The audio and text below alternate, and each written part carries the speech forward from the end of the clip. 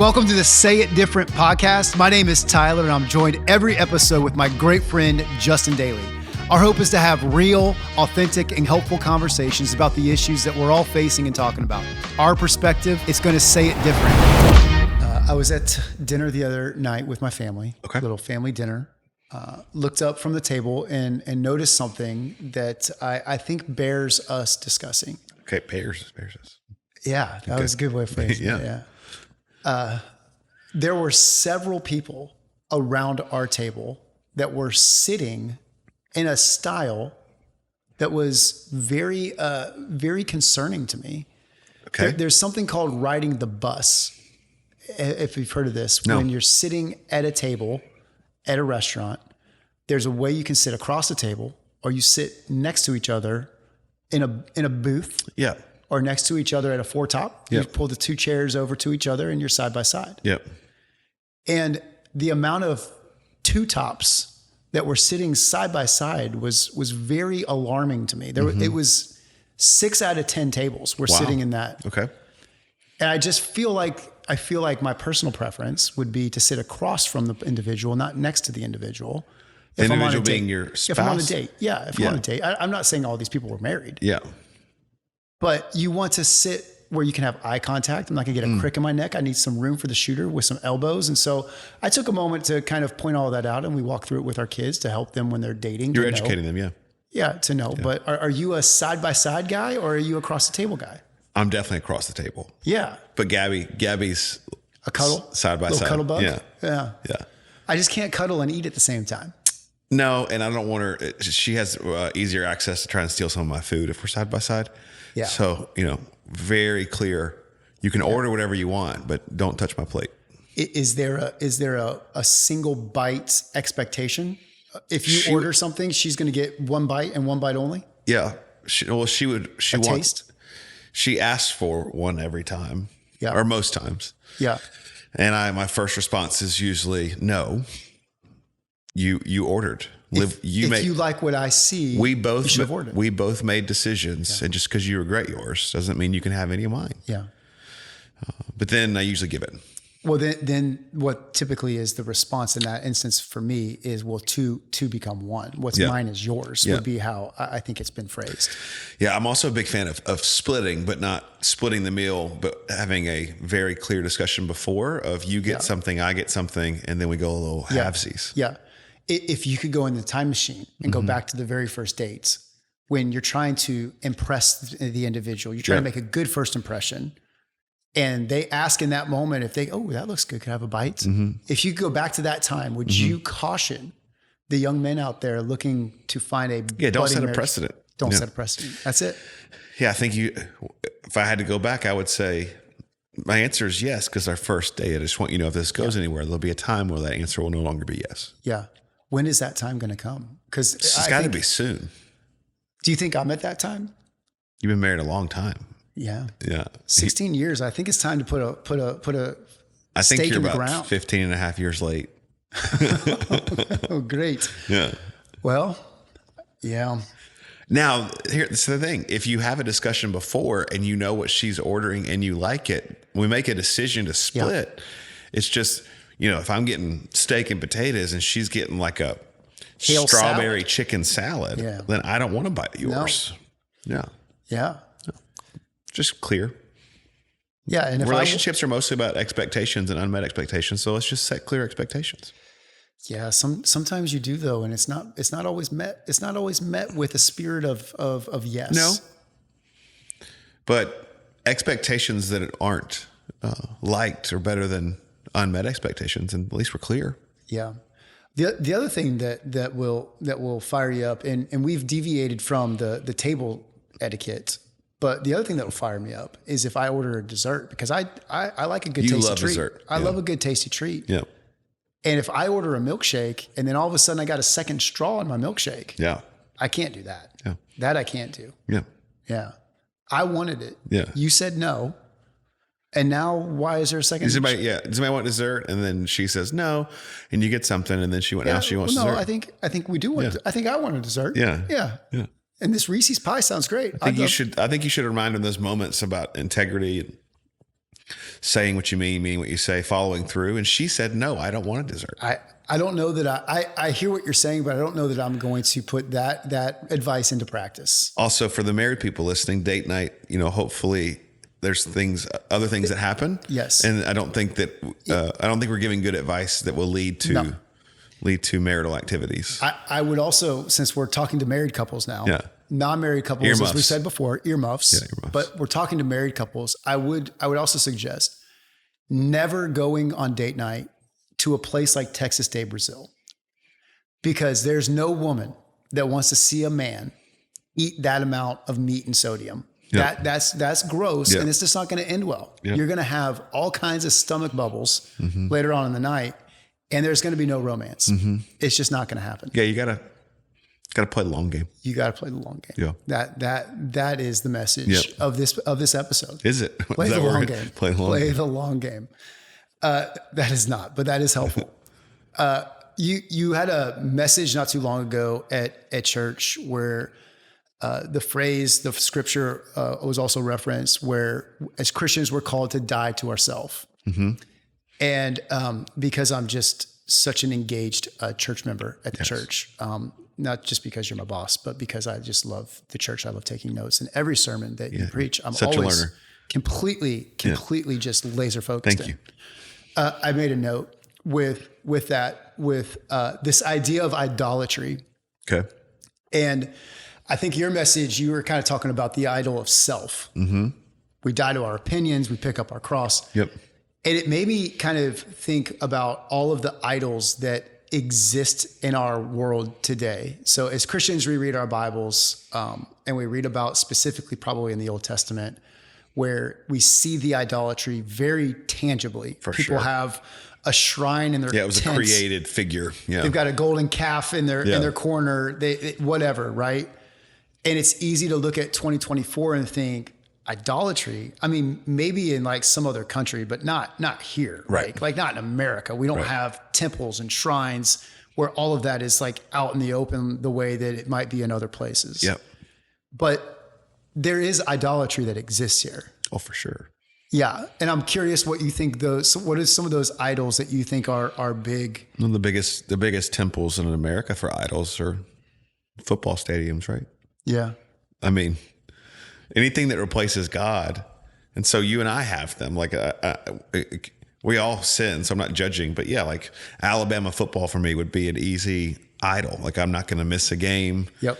If I'm spending more money to go to a game than I'm giving to the church, like I've made that an idol. So it's not bad to have hobbies. But yeah, our kids could be our idol. Our spouse could be our idol. Our hobby could be our idol. Our work could be our idol. Anything that we worship, which means anything that we give more attention to than the things of God, could become an idol. Yeah. Yeah. Yeah. The idols in America in 2024 are kind of sneaky idols, right? Like I put sports down on my list. I put kids down on my list. I put politics down on my list. For sure. Which is interesting that today we actually have this whole thing called identity politics. So it is out in the open. Your identity is found in your politics, right? And I put technology. I put opinions with social media. For sure. Those might be kind of linked, but for sure. And it's just, all of those things are just right out there, and all of us wrestle and struggle with them. One idol that I noted personally is the idol of sleep. And so the amount of times that I hit snooze when I want to wake up in the morning early to have some time to pray, to read my Bible, and to have my day start off on the right foot before I have to get all my kids up and get them ready for school is like embarrassing to admit how often I hit snooze versus get out of bed on the first thing, right? Yeah. So like that is something I'm prioritizing above God in that moment. For sure. So there's kind of this lack of self-control with all that I really feel like maybe is a conversation to have here with you. I look at all of those idol examples. I look at the fruit of the Spirit, and I look at love and joy and peace, patience, kindness, goodness, gentleness, and self-control. Did I get them all? Yep. Self-control is the one that's on the end of that list, but it's arguably maybe the most important one of all of them as far as reflecting our hearts and our submission to God. Yeah. Because it'd be more of our actions. Yeah. Yeah. Yeah. So what I'm seeing in these lists is a lack of self-control because we're putting things that are appealing to our senses or appealing to our fleshly desires. For sure. Right above the things. Food would be another one. Food could be. Yeah. Well, that one's hitting a little close to home because I do like a good tasty treat. Right. I just don't know that I'm ready to put that on the list just yet. Let's not jump into that. Yeah. But what about idols in the church? I put some of those too, right? So interesting. I think as church leaders specifically, there's a couple of idols that maybe could be things that we battle here. And I'd love to get your thoughts on it. Okay. An idol of growth. Yep. Wanting to expand and grow above what is God kind of calling us to do. Yep. An idol of style or preference. This is how church should be. For sure. This is what church is supposed to be. These are the people church is supposed to be reaching. These are the songs a church is supposed to be singing. Yep. These are the series a church is supposed to be doing. Idol of expectation. What I meant by that was, this is my church. This is my seat. This is my parking spot. This is what I'm expecting to happen today. And when that gets disrupted, my whole day and experience at church is ruined. Well, why are you coming to church? Right. And the last one I put there was maybe the idol of people's affirmation, where everything that I'm doing at church, whether it's me serving or if it's a staff member, me leading and working, is for the recognition of people rather than doing it out of a place of calling. Yep. Those are all, I think, going back through that list, I mean, for growth, I think that's probably more of a church leader or staff member or pastor idol, because we've now wrapped up our calling. I talked about this in a message recently. We've wrapped up our calling in our success. The Bible does call us to be fruitful. So faithfulness is fruitfulness. So there should be good works produced. There should be spiritual growth and physical growth in a healthy local church. But when you make that the goal, you've started to worship the wrong thing. So like if growth is the only goal, what about all the other things that put God at the center? Like what if it's just so limiting that the only thing that in which a church would be healthy is if it was expanding and growing. The preference thing is big because, started whole denominations, church splits, denominational splits off of songs and verses. And so that's a huge one. I think all of them just distract from the purpose to worship God collectively, and then to go out and make a difference and introduce people to God. So I think that whole list, I don't remember all four, but they all disconnect us from the main thing. Yeah. What about helping people identify like idols? So we said it earlier. We're not really building golden calves and putting them in our homes and bowing down to worship them. So it's a little bit harder to find or to distinguish what's actually an idol in my life and what maybe isn't. And so you said it's great to have hobbies, which 100%. But how do we distinguish those idols in our life? I think everything should just be done in proportion. Like, so God should get your first and your best. Like your family should get second. And then all those other things should fall in line somewhere. It's when those things supersede. So go back to the sports. It's when I always pick sports over the things of God. Like I don't ever go to church on Sunday because in the NFL season, because my NFL team's playing. Well, that's an idol. Like if you replace, I don't ever serve or go to church because of what my kids are doing. Well, then now they've become an idol because your world is revolving around them. So I think the test is does it fit in the proper place? And how do you know like that something has become an idol? Does it get your time, your attention, and your resource? And if it gets those above the things of God, then you've probably dabbled or taken a step into idolatry. What about if I've identified this idol and I've acknowledged, okay, I'm going to come up with a plan to kind of break away from its pull in my life. Well, if it's something's an idol, then there's been a habit of practice to sure. said idol. Yeah. So it's gonna be like a New Year's resolution, right? I set out a plan, and maybe I stick to that plan for a day or two. And if it's me with this sleep thing, tomorrow I'm up at 5:30. Come hell or high water, it's on.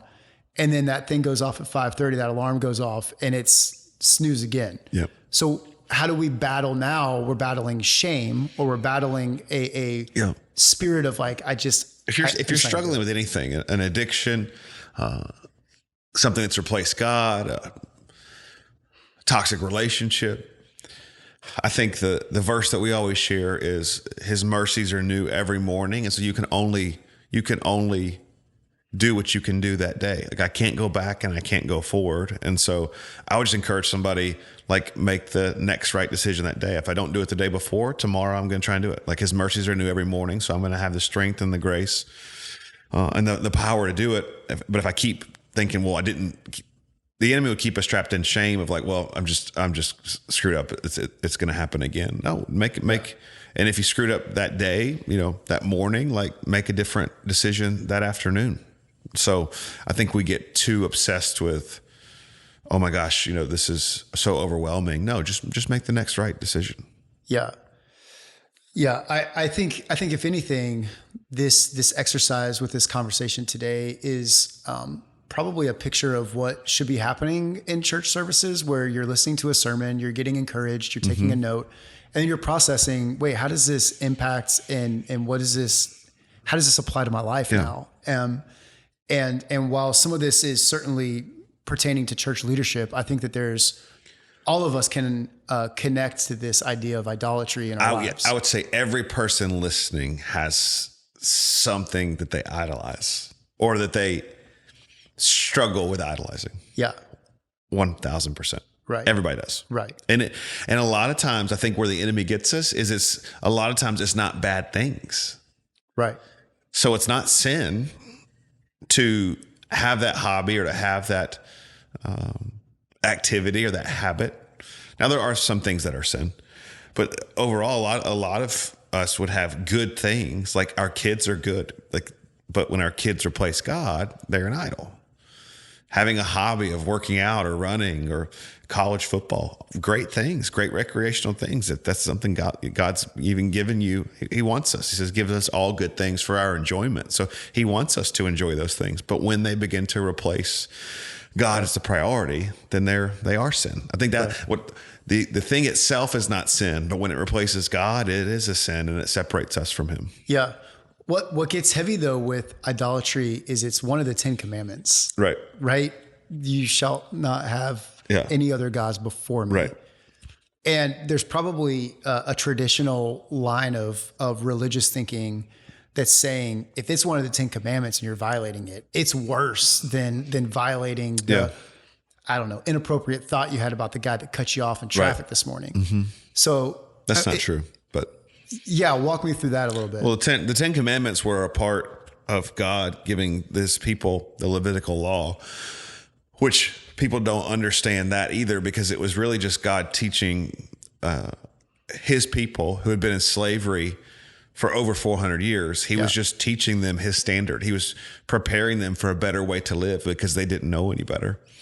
And so he gave them a standard, which we know he gave us knowing that we could never meet it. That's why he gave us Jesus. And so it talks about all throughout the New Testament, it's our sin that separates us from God, but God doesn't categorize our sin. It's like to him, our sin separates, Jesus redeems, restores, builds the bridge. And so God does not categorize. He doesn't have big sins and little sins. Just has things, our mistakes, our flesh, our sin nature, without Jesus separates us. And so I heard somebody say one time, we stack sins like this, like inappropriate thoughts or inappropriate text, and then full out adultery. We would say like, these are all different. Yeah. Like a totem pole. Yeah. The consequences are different, because if you murder somebody, you're going to prison. Yeah. If you say, I hate somebody, you're not going to jail. Yeah. But spiritually speaking, when we sin, like that does represent us separating from God. So it's all, so he doesn't do like this. He stacks them side by, it's all the same. Yeah. Yeah. So the enemy uses shame so much because he's like, oh, you've committed a big sin. No, like Jesus died and redeems big sins, small sins, thoughts, actions, if we give them to him. Yeah. Well, I think another piece to it is Christian, American culture. Christianity is defined as going to church, and it's kind of a once a week thing that you just do your best to get your family to it, maybe once a month. And I think there's a piece of biblical literacy or knowing your Bible, knowing God's standard more than just listening to the pastor tell you God's standard. For sure.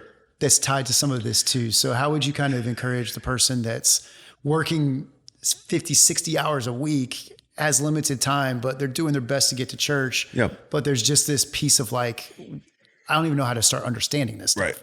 I mean, there's so many great tools that we live in day and age where technology brings so many negative things in our life, but it also brings so many positive things. You don't have to go to seminary to dive deeper in the Word of God. I mean, there's so many great resources. You've got Blue Letter Bible, you got Bible Gateway, you've got Wiersbe's commentary, you've got YouVersion. So you don't need a lot of time or a lot of resources to take a step. And so I would just challenge them. Yeah. Your relationship with God is a relationship, which means that it needs continuous investment. Yeah. Both receiving and giving. And so it can't just be a Sunday thing or a twice a month thing. And for some of you, it could be you have an hour a day, but even if you had 5 minutes a day, like I would say correlate it to your spouse or your kids. Like just because you don't have an hour, does that mean you don't give them 5 minutes? No, if you're a healthy father or a healthy husband, you're going to invest whatever you can. So I would just say start somewhere. Like, and you need a local church. You need a pastor. You need accountability, but you also need in your alone time in your own personal walk to be able to dive in and develop a close relationship with God on your own. Like it is your relationship. Yeah. I can teach you, but I can't change you. Only the Holy Spirit can do that. So you have to fight and figure out and learn a lot of things on your own. Yeah. It's like we're here to help, but we're not here to do it for you. Well, I think, yeah, just the principle of just start somewhere is great. Yeah. Yeah. Your prayer can be 30 seconds. Yeah. That's great. That's a start. Yeah. The good news for you is Nick Saban retired. Yes. And so the idol of Alabama football could be very easy to pull back from this next season. God works in mysterious ways, and sometimes he removes things to challenge and to grow us. I don't want to say God removed Nick Saban for you, but it could have been. It could have been. I still think we're going to be better than both of your teams this year. Both of my teams. Yeah. Who are my teams? You are one of the two people that have two teams, and it's Auburn and Florida. Yeah. I think we're close enough to know. First of all, I went to Auburn my freshman year. Yeah. How did that go? Different podcast, so different episode. It went great. Yeah. For all the wrong reasons. Yeah. Yeah. My dad pulled me aside and said he's not spending out of state tuition for me to major in. Would you feel comfortable sharing your actual GPA of your freshman year of Auburn? What I'd be more comfortable sharing because it was higher is my blood alcohol level, because that was impressive. But that was why I came back home. But yeah, so I'm only a War Eagle fan. It's mainly because you're an Alabama fan, and somebody's got to be willing. So you're a Florida Gator to be in the room and just go against the grain. I would definitely bet that Alabama has a better record this year than the Gators. Florida football has seen better days. Yeah. To just put it out there for the public, I think we are going to be a really good team consistently with the new coaching staff, and we'll be great every few years. Okay. More normal. Yeah. The dynasty can't last forever. Well, that's better than what I'm praying for. I'm praying that in this post-COVID world, Tim Tebow still has some eligibility left, and he's going to come back and save the Gator. What a great program. speech. Yeah. That would be epic. Yeah. So we'll see what happens. Yeah. Roll Tide. Well, we've covered dating etiquette. Yep. We've covered plate sharing for spouses. Yes. We've covered idolatry, and we've covered college football, I think. And I think I just got convicted. Maybe food is an idol for me if I'm not willing to share it with those that I love. So maybe I need to learn and grow. Yeah. See, now you're getting into some tender space. Yeah, that's called putting a bow on it. Yeah. Yeah.